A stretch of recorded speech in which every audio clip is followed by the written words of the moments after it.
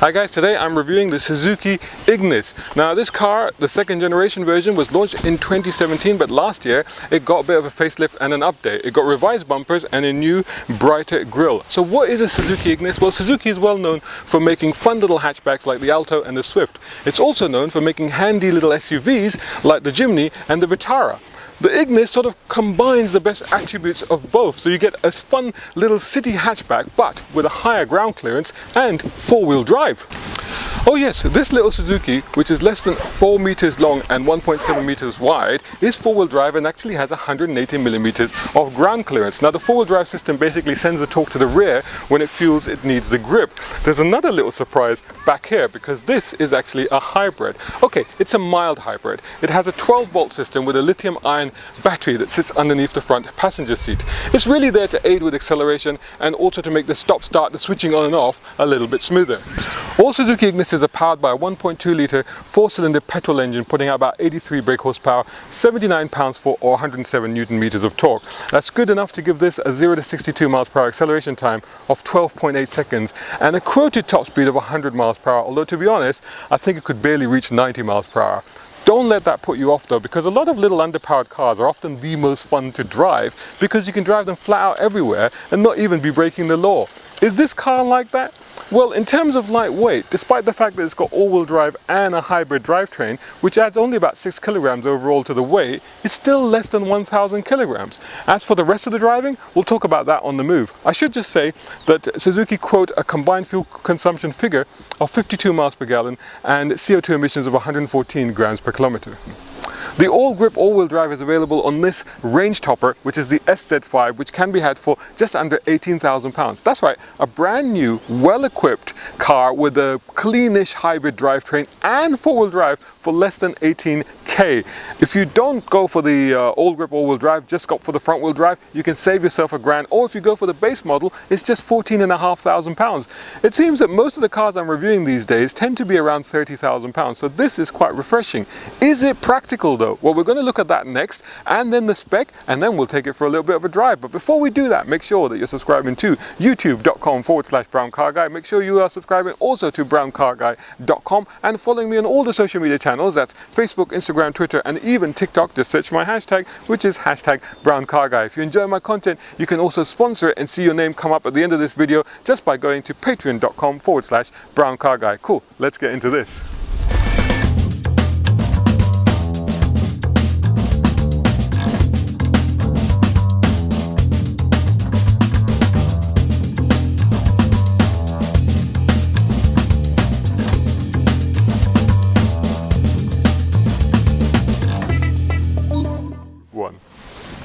So let's check out the boot. This is obviously not powered. There's a little handle under there.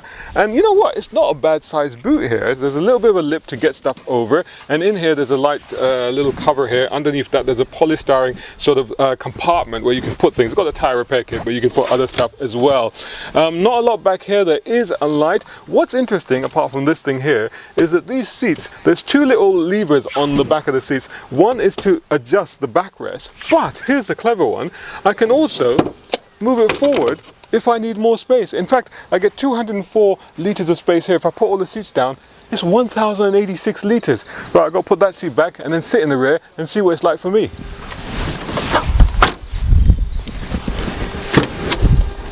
Right, so let's get the seat back where it was. It's simply a case of lifting this lever to do that and then that lever to do that. If it was for smaller people, I could have left it, but for me, no, I need all the space I can get.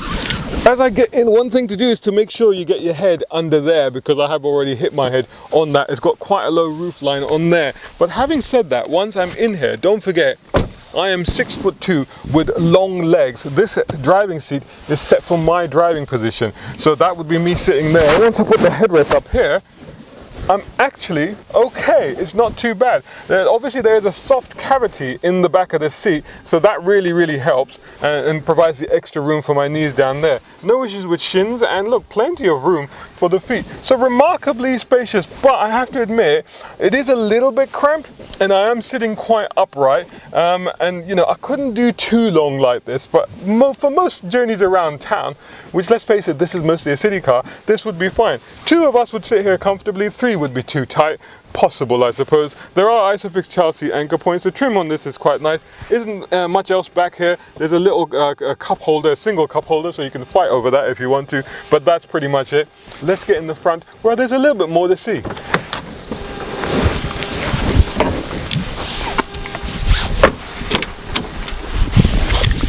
Here we are in the front of the Suzuki Ignis, and let's start it up. The starter button is down here next to the traction off and the off button for the automatic stop start. Clutch down in order to do that because it is a manual, and once you start it, this is what happens. Little Suzuki sign comes up on the right there. Interesting, just note that graphic. Does that not look like the top of a Lamborghini Aventador or something, isn't it, with the door open graphic? I'll come back to that in a minute. Over here, this is very familiar if you've had a Suzuki or if you've looked at my previous Suzuki, so I won't go too much into that, but it's pretty straightforward. It's relatively easy to use, not too glitchy. It's okay, I quite like it. Apple CarPlay, Android Auto, all works through there. It's a floating screen. What I like about the dashboard is quite interesting. It's got this two-tone effect where it's got this Y that runs all the way along over to this side. And over here, you have the instrument panel. You have a rev counter, so that's quite good. Big speedometer in the middle, calibrated in miles and in kilometers per hour as well. And then this screen here, which is adjusted from here. So you get readouts for your fuel economy, 42.6 miles per gallon. So, and that's me driving it fairly entertainingly, so I'm not being thrifty at all with that. So that 50 that's quoted is perfectly doable. That's mostly around town. That's the range, average speed, driving time, idle stop time, all the rest of it. Now this is interesting because when you're driving, it actually shows you where the power is going to the wheels, and when the wheels are regen is recouping the power back to the battery and charging it up. As you can see, the fuel economy there as well. Now it's got cruise control, not active cruise control, but it does have cruise control. Electric power seats, electric mirrors. Over here is your controls for the phone and stuff like that, and that's for the stereo. Again, this is where that lives, the stereo department and all the rest of it. Your hazards down here. This is interesting. This is like a pod-like structure. You feel like it should rotate out of the way or something, but you feel like maybe it should do something. It doesn't, and you don't want to pull at it too hard in case it comes off. But it feels fairly strong. But the way that these are done, it feels like it needs to rotate. And they're a little bit. It's nice the way that they kind of match up with that, although that's got a carbon effect finish on it. Back to this is the climate control. It is proper climate control, so you set in, forget it. Your temperature, your fan, that's all the buttons down here. Down here, again, to show off its off-wheel drive abilities, it does have a button here where this will provide you with better low-speed grip in slippery conditions. So if you're off-roading on a gravel track, if you need it, or maybe like if you have it's snowy or icy, you could use that and that will help. It does have hill descent, and that's the lane keep assist and brake assist. So it actually does over here, this bit here, when you come out of lane, it grows orange, and also the steering kind of resists that. And also, if you get too close to the car in front, that will go red and it will chime a warning. Ultimately, it has automatic braking as well. Over here we have under here an aux and a USB, and over here there's a regular power supply. There's a little pocket there, cup holders, 5-speed manual, little tray down here, and then the cup holder at the back. This is a very handy glove box. Car is very well specced. Just to show you, just go through some of the safety spec. For example, it's got ABS, EBD, brake assist, and down here where it says dual camera, you can see the dual camera brake support. That's where it will actually do the braking for you. So in this little car, it's got emergency brake assist, 6 airbags on this car, you know, and all the rest of it, isofix chassis anchor points, immobilizer alarm, 16-inch dark alloy wheels on this car. So, you know, it's very, very well equipped. I mean, you can just go on the website and check it out. In terms of driving position, you are sitting upright. You do know that this is, when you sit in here, you can feel that it's a small car. This steering adjusts for rake, but not for reach. You're sitting a little bit upright like that. But having said that, you do feel a little bit taller in this car than you would in most cars of this size. But other than that, plenty of room for my legs, no problem with shoulders, tons of headroom in here. So very, very comfortable actually. So the next thing to do is really take it on a drive and see what it's like on the go. Right then, so let's take this for a little bit of a run. Now, this is very much a city car. And one of the things that I found about it is that it is incredibly nippy. You know, just as you would expect a small Suzuki to be. You know, I've driven a lot of Suzukis over the years, and there is just something distinct about them. They're just eminently chuckable and chargeable and darting about. This is what they do. This is what they love to do. This is what actual Suzukis love to do. And this one is no different. Mini SUV, micro SUV, what you want to call it. I mean, I'm behind a Mini here in front of me, a modern Mini, and I do feel that I'm sitting a little bit higher than that Mini, you know, and that is quite interesting because it's not that tall. It's not that tall really, but the idea being that in an SUV you get a higher vantage point, and if this is allegedly an SUV, then that is what it's supposed to give you, which of course is what you want around town. I would say that you are not looking at SUV levels of height in this car. That much is definitely not the case, but you do get a little bit of elevation compared to your normal city car. One of the things I found with this car, with this particular car, the clutch take-up, I don't find it as well defined or as sharp as I would like it to be. It's difficult with clutches because I don't know if that's to do with this particular car or if that's a general feature. I have not noticed that before.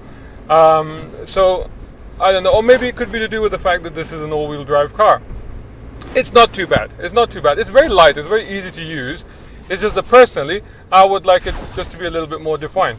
But I'm going to drive around town for a bit because, to be honest, this is where it will spend most of its time. This is where it will live the most, and this is where its strengths are, really, despite the all-wheel drive capability.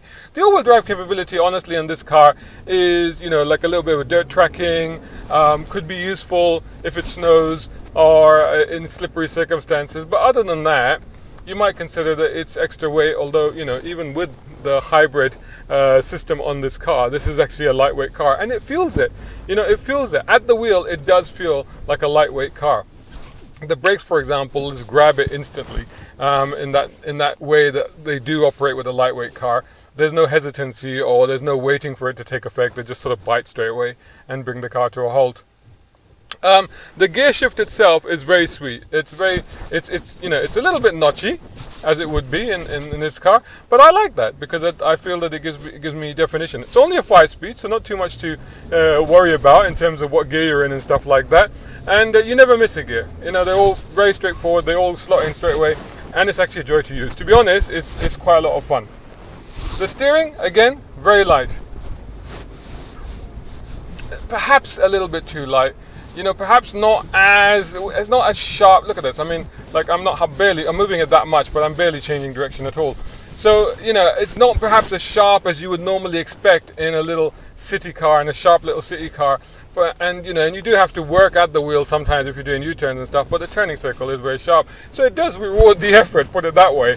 But having said that, you know, again, it's light, it's straightforward, it's reasonably faithful. You know, it doesn't leave you in any doubt or anything like that. So, you know, I'm generally quite happy with it. You know, it's not too light, actually. It's not too light, so it's reasonably well weighted, actually. But it's light enough to be comfortable, but well weighted enough to be satisfying, put it that way. Moving on to the ride for this car in town. You know, a little bit bumpy, a little bit, it picks up a lot of stuff. But around town, it stays relatively controlled.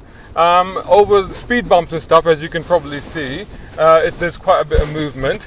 But overall, the comfort levels are, you know, not too bad. And, you know, you can't, at this price point and at this level of the market, I think it's fairly reasonable. And I don't think that it's too much of a concern, quite frankly.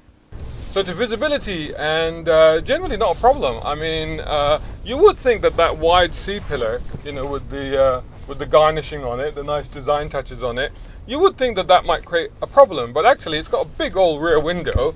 You know, you're sitting, you know, tall and upright in this car, and it's not, you can see reasonably out of that. The mirrors work well, they're power assisted. It has a reversing camera, so, you know, what more do you need? That helps you with parking. But actually, you know, I have not had a problem because you have the C-pillar, you have the sort of third window on the back door kind of thing. 6,000 RPM, we're giving it some beans now. It does pull, it pulls right up across the RPM, no problem at all. You do find you do have to work the gears, you know, so you can't leave it in a higher gear. You do have to, you can't be lazy with this car. If you want to pull, if you find yourself going uphill or something, then you suddenly find that you do need to then change gear down and then actually make use of the torque that's available lower down. You know, it doesn't have a sports mode or anything like that. So I brought it to this road, which is a small little road, but quite bumpy. So it'll be interesting to see how this does on this. And, you know, as you can see, you know, you can enjoy this car. You know, you can work the engine, work the revs. There's a buzzy little motor, 4 cylinders, so, you know, fair enough. And one of the good things is that you can actually heel and toe in this car as well. I got boots on, so, but it is actually possible. So into fifth now. So once you're into fifth, you know, I got my foot flat on the floor. There's no more acceleration. So you do have to go, you know. So again, you know, turning it in, you know, once you do, once you do, it's really like, watch this. Once you're doing this sort of stuff, but you know what? It's moving around, and you know, the top, because the car is narrow and tall, and I can feel a lot of movement here at the top, but at the same time, it's actually very planted. It's not like, you know, I'm feeling unstable or anything like that.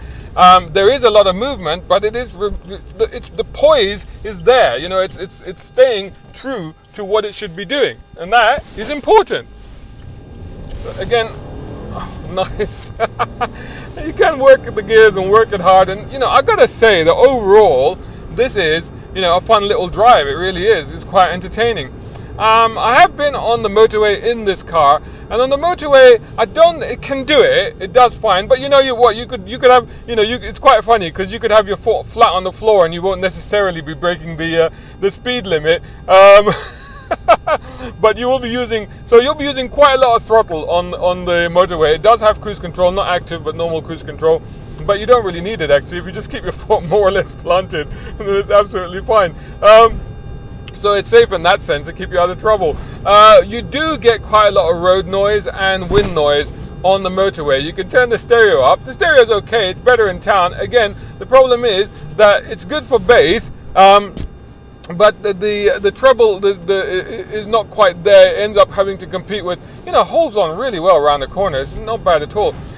You know, I can't really say that it understeers too much or anything like that. You know, that's kind of what its tendency would be, but it's not too bad. But going back to the noise, yeah, I mean, it starts to compete. The treble of the music starts to compete with the road noise and the wind noise. So, but you get a lot of bass. So you get a dum dum dum.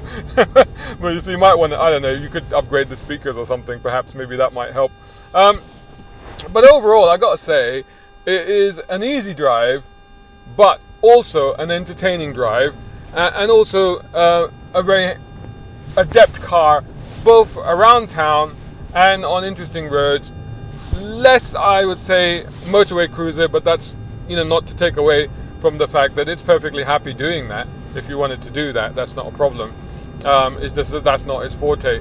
But it'll hold its own on the motorway, not a problem at all. You know, so in that sense, it's okay. So there you go. I mean, there's my review of the Suzuki Ignis. And I have to say, this is a bit of a trend with Suzuki, isn't it? It's yet another likable car from Suzuki. It's yet another car that, hand on heart, I would say, I'd consider it. I mean, for the money, how can you complain? How can you not go, you know what, that is worth looking at? What other car offers you the level of kit, a relatively clean green hybrid drivetrain, and all-wheel drive if you want it? You know, I would argue necessarily it's not entirely necessary, and maybe, you know, you could do without it, but you could have it, and it isn't going to cost you the price that normal SUVs would cost you. So there you go. There's our review of the Suzuki Ignis. I think that's a fairly big thumbs up for a little car. I hope you enjoyed the review. Let me know what you think of the car in the comments above below elsewhere. Repair kit, but there's a space to put other stuff. Oh, thanks. Nice car.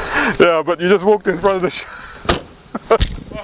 No, Hope you enjoyed that video. If you did, make sure you hit that like button. And you know what? Leave a comment and share it if you can. And of course, you're subscribing, right? To youtube.com/browncarguy. Of course, also to browncarguy.com. And follow me on Facebook, Instagram, Twitter, and even on TikTok. Just search for my hashtag. It is hashtag browncarguy. And you know what? If you enjoy my content, you can sponsor it as well. And you can do that at patreon.com/browncarguy.